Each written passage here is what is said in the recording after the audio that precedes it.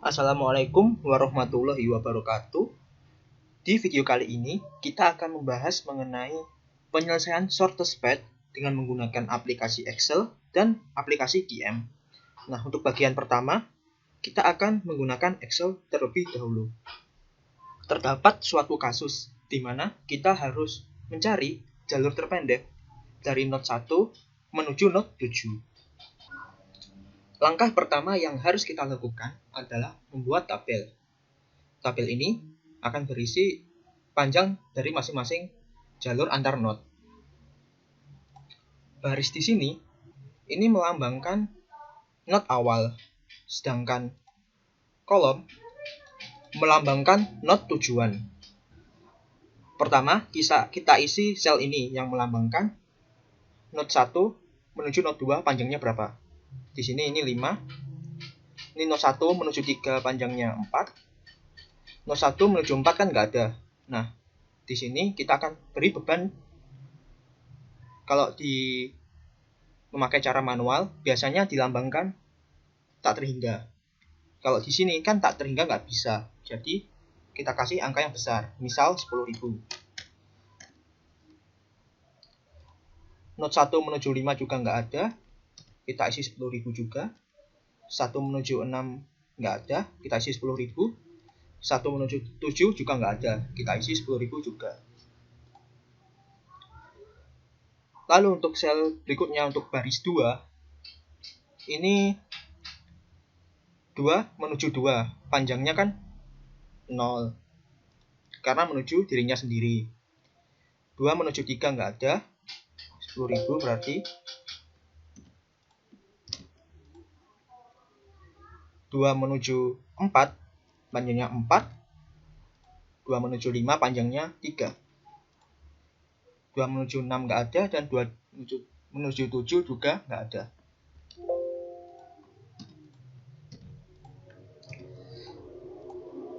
Selanjutnya juga sama begitu.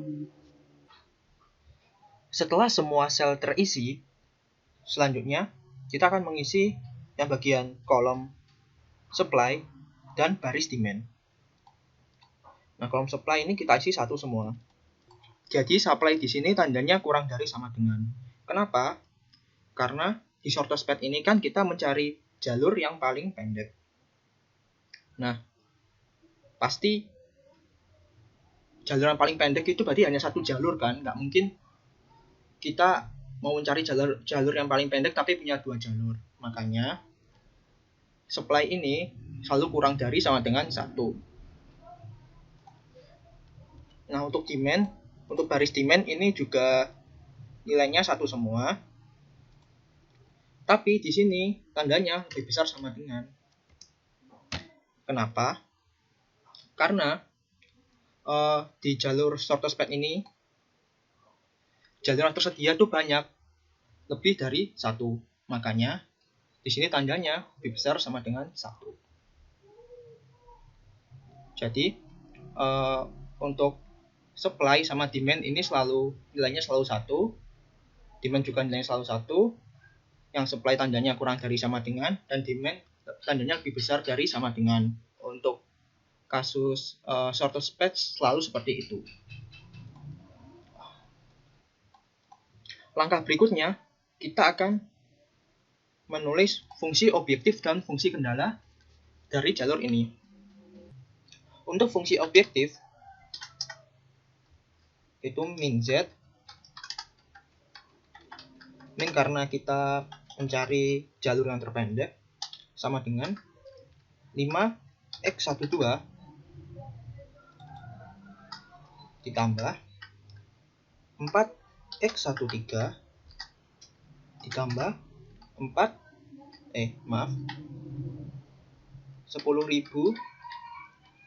x14 ditambah 10.000 x15. Jadi fungsi objektifnya ini semua nilai sel-sel ini. Semua nilai sel ini.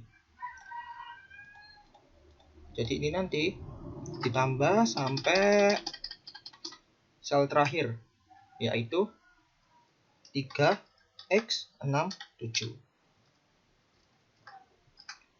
Untuk fungsi kendalanya dimulai dari baris pertama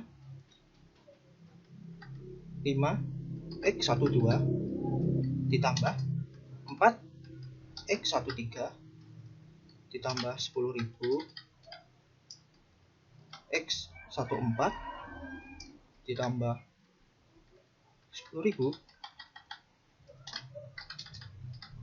X15 ditambah 10.000 X16 ditambah 10.000 X17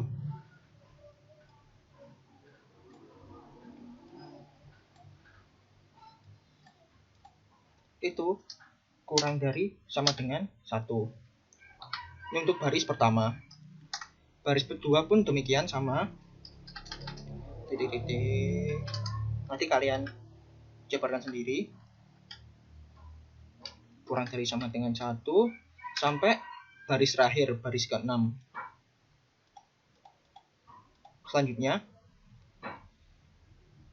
fungsi kendala untuk kolom ke-1 5X12 ditambah 0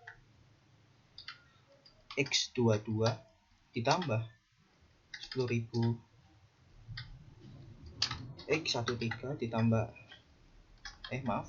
X23 ditambah 10.000 X32 ditambah X42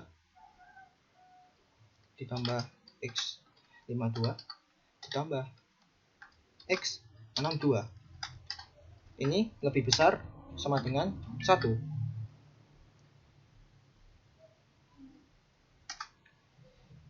Untuk kolom berikutnya, dimen yang untuk kolom 3 itu sama juga. Sampai untuk dimen kolom 7, maaf. Dengan tambahan syarat XIJ itu besar sama dengan 0, dengan I yang merupakan baris tadi 1 sampai 6, dan J itu sama dengan 2 sampai 7. Nah, sudah selesai untuk fungsi-fungsinya. Berikutnya kita akan membuat tabel baru di mana sel-selnya itu isinya 1 semua.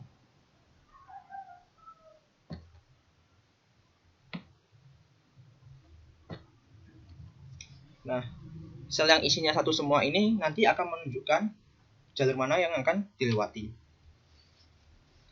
Untuk RHS ini menggunakan rumus sum untuk baris 1. Untuk baris 2 sampai baris 6 pun juga sama. Untuk kolom ini, kolom 2, itu rumusnya juga pakai sum dari baris 1 sampai baris 6. Begitupun kolom 3 sampai kolom 7.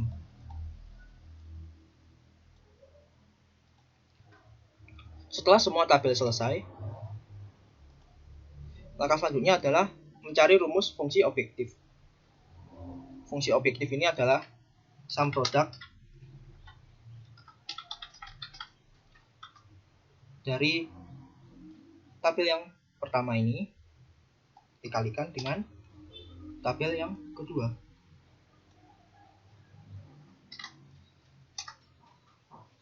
Di sini kita masih menjumpai fungsi objektif yang sangat besar, yakni sekitar 230.034. Nah, untuk mencari penyelesaian dari shortest path ini, kita gunakan solver. Solver letaknya pada tab data, lalu solver.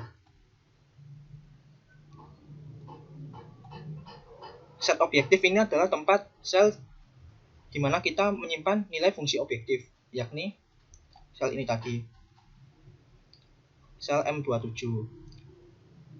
To-nya ini kita ganti min karena kita mencari nilai minimal. Lalu selanjutnya, changing variable cell ini adalah tabel kedua, yang mana nanti nilai 11 ini akan berubah. Untuk subject to constraint ini kita isi kendala-kendalanya. Pertama, cell reference kita isi RHS untuk supply. Ini tandanya disesuaikan. Ini kan kurang dari, maka tetap kurang dari sama dengan. Constraint-nya kita isi nilai 1 ini, nilai dari supply. Kita add. Terus yang berikutnya kita akan mengisi kendala demand, di mana constraint-nya ini tandanya lebih besar sama dengan constraint-nya dari demand-nya ini 1. Kita oke. Jangan lupa ini dicentang. Lalu solving methodnya kita pilih simplex. Lalu kita solve dan akan diperoleh hasil fungsi objektifnya 12. Nah, untuk mengetahui jalur-jalur mana saja yang dilewati, kita bisa lihat tabel ini tadi kan isinya 1 semua. Sekarang berubah menjadi 1 dan 0 nilainya. 1 ini melambangkan jalur yang dilewati, sedangkan 0 melambangkan jalur yang tidak dilewati. Jadi untuk mencari jalur yang dilewati, kita lihat sel 1, 2 isinya 1, berarti jalurnya mulai dari 1 menuju 2. Untuk baris 1 yang lain isinya 0 semua. Untuk baris 2 ini ada yang isinya 1 pada baris 2 kolom 5. Sehingga setelah menuju 2 kita menuju 5. Untuk selanjutnya yang terisi 3 adalah sel 33. Nah, karena sel 33 ini menuju dirinya sendiri, maka kita tidak mencantumkannya. Untuk baris 4 juga sama, sel 44 yang terisi 1. Untuk baris 5 yang terisi 1 adalah sel 57, berarti setelah 5 menuju 7. Untuk baris 6 pun yang terisi sel 66, sehingga tidak kita cantumkan. Jadi kesimpulan dari kasus ini adalah jalur yang terpendek itu jalur 1 menuju 2 ke 5, 7 dengan panjangnya sebesar 12. Bismillah, Assalamualaikum warahmatullahi wabarakatuh. Selamat pagi, salam sejahtera untuk kita semua. Perkenalkan, nama saya Ahmad Rizal Fikransyah, bisa dipanggil Vicky dari Angkatan Statistika 2018. Pada kesempatan pagi ini, izinkan saya untuk menjelaskan terkait salah satu aplikasi yang digunakan pada permasalahan riset operasi, yaitu namanya aplikasi QM, form QM terlebih tepatnya. Kalian bisa mendownloadnya di sini. Kalian ketikkan saja download form QM kelima, pilih ini. Nah, kemudian akan muncul seperti ini. Halaman web seperti ini, kalian klik download. Dia akan terdownload sendiri, nanti kalian bisa install sendiri. Sebenarnya aplikasi ini juga kurang terekspos. Jadi nggak apa-apa, kita coba aja. Oke, kalau kalian buka di sini QM, maka akan menampilkan halaman seperti ini. Begitu. Kemudian ini adalah modul-modulnya. Kalian bisa pilih sesuai yang dimau.